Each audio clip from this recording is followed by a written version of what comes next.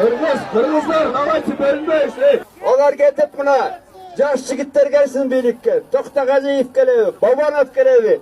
Bizden maksat halız jakşılap karap, özünün kıçkın oylabay депутаттар Kırgız elinin geleceğin oylasın.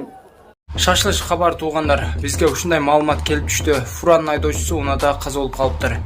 Ушул унаны тааныгандар болсо, болушунча бөлүшүп тааныштарына кабар берип коюшун суранышат. Эмнеден улам айдоочу каза болгон белгисиз. Көйлөрдүн айтуусу боюнча жүрөгү кармап каза болгонун айтышууда. Туугандар, байкап жатсаңыздар өлкөдө аябай күн ысып жатат. Ошонун аркасында оорулар да көбөйдү. Грипп, баш айлануу, ошон үчүн күнүгө 1-2 литр таза суу ичип, организмди тазалап туруңуздарга кеңеш берет элем. Аллах ушундай бейажал өлүмдөн сактасын. Ким таанийт? Assalamu alaikum, группа. Это кыргызский номер, бишкекский, ДАФ, РФ. Маштаковада, Калейкада, короче, жүрөгү кармап, өлүп калыптыр. Калейкада турат, бишкекский группаны алып орса, таштап коюп жигиттер. Это прицеп номер. Бул грузу дагы бирдеге агып атат, короче, мындай болчу. Ошондой группалар, бишкекский группалар болсо таштап койгула жигиттер.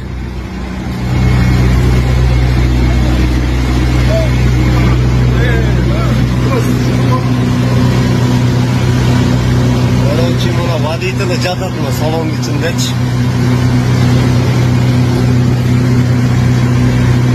Водитель жүрөгү кармап калыптыр. Мына машина, короче. Робот жактат. Эми ачык айтканда, мен мамлекет башчысы болуп келгенде биринчи рет коңшулар менен мамилени жакшы түзгөм. Казакстан, Өзбекстан, Тажикстан, Кытай. Ушу 4 өлкө менен айткам, коңшулар менен жакшы болушубуз керек. Биз эмнеден баштадык? Биз биринчиден налогторду түшүргөнбүз. Мына киреше налог прибыльди 20-дан 10-га түшүргөнбүз. НДС бул абдан бюджеттин структурасында НДСтен налог түшкөн абдан чоң. Аны 20-дан 12-ге түшүргөнбүз. Подоходуйду 20-дан 10-га түшүрдүк. Жер налогтордун опчо түшүрүп салганбыз. МЧС, ЧС деген налогторду таптакыр жок кылганбыз. Ушуга келиш үчүн абдан чоң эмгек кеткен. Биз 2 эсе налогторду түшүрүп, бюджетти 3 эседен ашык толтурдук. 1 киловатт сааттын себестоимосу өздүк наркы 15 тиын. Эмне үчүн мындай болгон? Себеп дегенде аз каражат менен бүтүргөнбүз. Жанакы направленный взрыв дегенге бизге Россия жакшы жардам берген. Бүгүнкү күн кандай? Биз кандай абалда кумтөрдү кабыл алдык? Атамбаевдин өкмөтү келгенден кийин акциялардын баасын 350 миллион долларга түшүрүп салды. То есть бир эле ушул кумтөрдөн Бакиевди Атамбаевге алмаштырып, ачык айтканда, бир эле ушул проект менен Кыргызстан 1,5 миллиард доллар зыян тарткан. Дунган бул кыргыз эмес деп. Мен жете атам тең кыргыз болгон. Тоолор түшүмөн түшпөйт. Дайым тоолорду көрөм, апам түшүмө кирет, атам түшүмө кирет.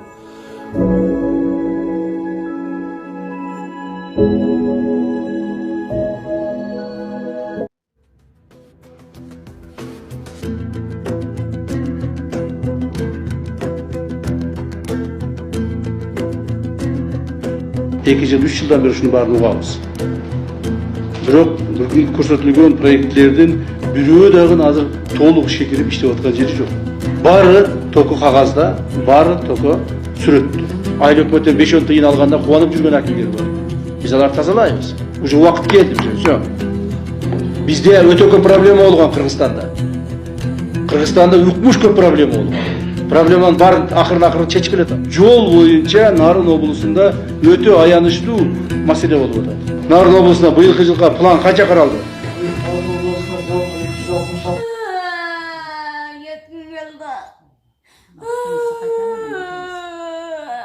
Артымда турган ушул кичинекей балага колуңуздардан келген жардамды берип кетиңиздер. Кыйналып, азыр акыркы операциясына 31 000 доллар каражат керек экен. Режеке ушул биздин аудиторияга чыгабыз деп сіздердің алдыңыздарга келип отурган үчүн колдон келген жардамыңыздарды берип коюңуздар туугандар. Алланын ыраазычылыгы үчүн.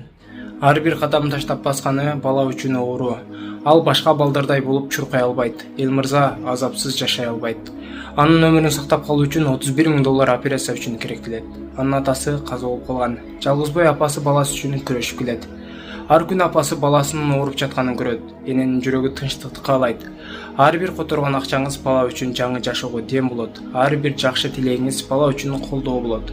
Төмөндөгү реквизитке жардам колун сунуп кетиңиздер. Себепчи сиз жана биз болуп калалы.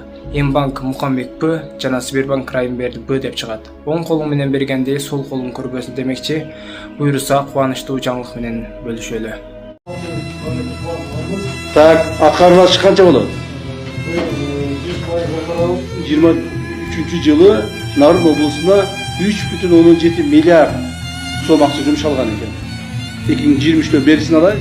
2024 жылы ушул статьяларыбыз 7,4 миллиардка көтөрүлүптүр. 2025 жылы, быйылкы жылды мына уже 6 айын Кудайга шүгүр жашап койдук.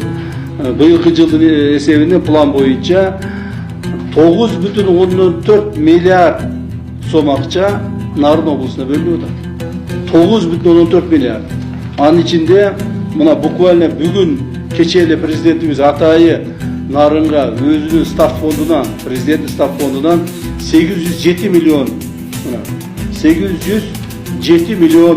сом акча бөлүп берди. Нарын шаарына деп тур. Нарын шаарынын карагына деп тур. Качан эле кайсыл тарыхта, кайсыл убакта Нарын шаарына 800 миллион акча бөлүндү эле. Эч кача бөлүнгөн. Канча автобус керек? Бир 10 автобус болсо аябай 10 автобус чечти, жазыңыз. Чоң айткан. 10 автобус Нарын облусуна биз чечип беребиз. Сиз 5 автобусты 66 миллион калдыңызбы? 66 миллион калды. Значит, 10 автобусумуз 130 миллион болот экен. 130 миллионду президентибиздин став фондуна окуйдушунун акча курулуша түшөт. Былтыр күздө мен келгенде ушу ипотека биринчи, экинчи этаж турат эле да. Былтыр мен ноябрда келгем. Азыр келип өтүп келатып көрдүм, 3-чү, 4-чү этаж болуп калыптыр. То есть 6 ай, 7 айда бир этаж гана көтөрүлүптүр. Эл туура эле айтып атат. Мына эл көрүп атат да, мына эл муну айтып атпайбы? Көзү менен көрүп атат, туурабы? Эл көрүп атат, карап атат, ипотека деп жылда алдайсыңар. Ипотекадан сага квартира берем, ипотекадан квартира аласың деп жылда айтабыз. А жылда бир этаждан курулуп атат. Ушундай болсо, Нарындын ипотекасы бүгүнкү темп менен курула турган болсо, дагы 7-8 жыл курулат. Айыл өкмөттөр кебирлеринен отурасыңар азыр. Унчукпай, карап койсом могу жерде бир-экөө уктап атат. Унчукпай отурасыңар. Но бирок бизде маалыматтар бар. Урматтуу туугандар. Эми мен жанагы баарын эле желмогуз болуп көрүнө бербейин деп атам да. Чын айтканда баарын эле кармап эле апарып эле шыйлаганан кармап апарып эле камай бере турган мамлекет кызматкерлери бар. Тындырбай эле күндө эле апарып камай бере турган мамлекет кызматкерлери бар. Бирок ошолордун арасынан да тандап туруп, ушу сабак болсун. Сабак болсун башкаларына, башкалар акылына келсин, башкалар кичине ойлонсун деп азайтып, бирок арасынан апарып ушундай жоопко тартып атабыз. Же иштешиңер керек, же кетишиңер керек. Жөн жүргөн болбош керек да. Мамлекеттик мындай чоң кызматты аркалап, жөн эле ары басып, бери басып, акиммин деп жүргөн, же болбосо ошол акимдин убактысын кетирип жүргөн болбош керек. Или будет работать, или уходить, или будем принимать меры, если не будет работать. Макулбу, силерге дагы ошондой. 2-3 күн ойлонгула, карагыла. Кой кетип эле калбасам болбойт. Бул жерде мындай темп менен, мындай талап менен мен иштей албаймын деп ойлонсоңор, кетсеңер кетип калгыла. Ордуңарга башка иштей турган, тажрыйбалуу, жүрөгү жалындаган жаштардан алып келип коебуз.